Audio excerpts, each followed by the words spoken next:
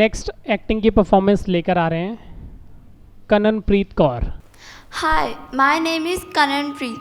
तो आज मैं आप सबको एक स्टोरी सुनाऊंगी जिससे हर बच्चा रिलेट करता है। तो एक वर्ड है जिससे हम सब डरते हैं। आई थिंक मम्मी मतलब थोड़ा थोड़ा तो डरते ही हैं। अब इतना तो नहीं बोलेंगे कि नहीं डरते वरना घर जाकर डांट पड़ेगी। तो हम मम्मी का नाम सुनकर ही डरते हैं। और मम्मियों के जो ताने होते हैं वो सुन के तो क्या ही कहना। मम्मी के ताने सुन सुन के तो मैं परेशान हो गई हूँ। हर एक मम्मी ताने देने पे जब आ जाती है ना, तब तो कैरी मिनाटी भी नहीं रोस्ट कर पाएगा। अगर मम्मी रोस्ट करने पे आ गई तो कैरी मिनाटी बेचारा पीछे रह जाएगा। मेरी मम्मी तो रोज़ ही मुझे रोस्ट करती है। मतलब कि जैसे मेरी मम्मी को तो नींद ही नहीं आती बिना रोस्ट किए बिना। डेली कुछ ना कुछ टॉपिक पे लड़ाई, कुछ ना कुछ तो होगा। इतनी लड़ाई तो मेरी पापा के साथ नहीं होती जितनी मेरी मम्मी के साथ होती है। पता नहीं भगवान ने लगता क्या ही बना कर भेजा है मेरी मम्मी को। लेकिन मेरी मम्मी के साथ तो बिल्कुल नहीं बनती। मतलब बनती है, बिल्कुल नहीं कहूँगी नहीं बनती, क्योंकि घर जाकर मुझे डांट पड़ेगी। वैसे तो मैं मम्मी के बारे में बहुत किताब लिख सकती हूँ, लेकिन पेन ख़त्म हो जाएगा इसलिए नहीं लिखूँगी। और अगर लिखने पे आ गई तो मम्मी मुझे मार डालेगी।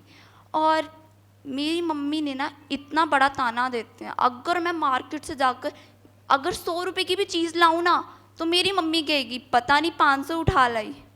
मेरी मम्मी तो 10 रुपये दे देना मेरे लिए बहुत बड़ी बात है, पर देते नहीं है ना। देने लग पड़े तो मैं खुशी हो जाऊं। अगर एक दिन भी मेरी मम्मी से लड़ाई ना हो ना, मैं सबको चॉकलेट बांटती फिरूंगी। लेकिन नहीं, कभी हो नहीं सकता ऐसा। और अगर छुट्टी है और आप आराम से बैठे हो तो मम्मी आएंगी और हमें बोलेगी बेटा चलो काम करते हैं। पूरा दिन काम करके फिर भी मम्मी कहेगी तू काम क्या करती है। 6 घंटे पढ़ना और फिर आकर ट्यूशन जाना, फिर भी मम्मी कहेगी तुम पढ़ते कहाँ हो। और 1 सेकंड के लिए फ़ोन लो, पता नहीं कौन सा सेंसर है हमारी मम्मियों के अंदर। फ़ोन पकड़ा नहीं कि मम्मी आई और बोलेगी सुबह से फ़ोन देख रही है। सुबह तो हम स्कूल में होते, कौन सा तुम्हारा सुबह का हम फ़ोन देख रहे हैं। साथ में तुम ट्यूशन भेज देते हो हमें, फिर फ़ोन देखने का मौका मिलता तो है नहीं हमें, जो तुम कहते हो सुबह का फ़ोन देख रहे हो। 1 मिनट फ़ोन पकड़े को होता नहीं। मम्मी के अंदर सेंसर पता नहीं कौन सा बचता, फटाफट आके फ़ोन की ले लेती है। और फिर रिलेटिव्स की क्या ही चर्चे करने हैं।